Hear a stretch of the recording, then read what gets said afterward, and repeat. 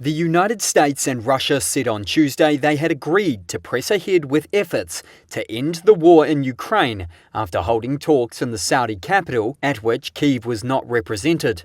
Ukraine says it will not accept any deal imposed on it without its consent. The nearly 5-hour meeting in Riyadh was a crucial moment, the first time US and Russian officials have sat down to discuss a halt to the conflict. Russian Foreign Minister Sergei Lavrov said the two countries would appoint representatives before holding regular talks. However, he said their positions were not necessarily closer together. US Secretary of State Marco Rubio said all sides would need to make concessions to end the 3-year-old war. The European Union is going to have to be at the table at some point because they have sanctions as well that have been imposed.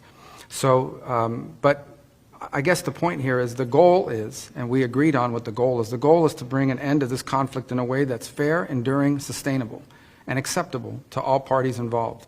Even before the talks took place, US President Donald Trump's administration was accused by some European politicians of handing free concessions to Moscow last week by ruling out NATO membership for Ukraine.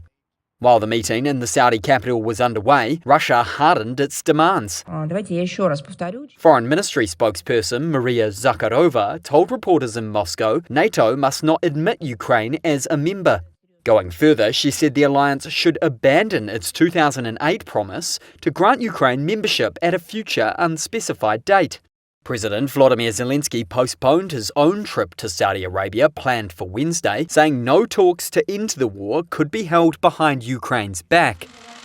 The fast-moving diplomacy, beginning with a Putin-Trump phone call only 6 days earlier, has triggered alarm across Europe that the two leaders could cut a quick deal that rewards Moscow for its invasion.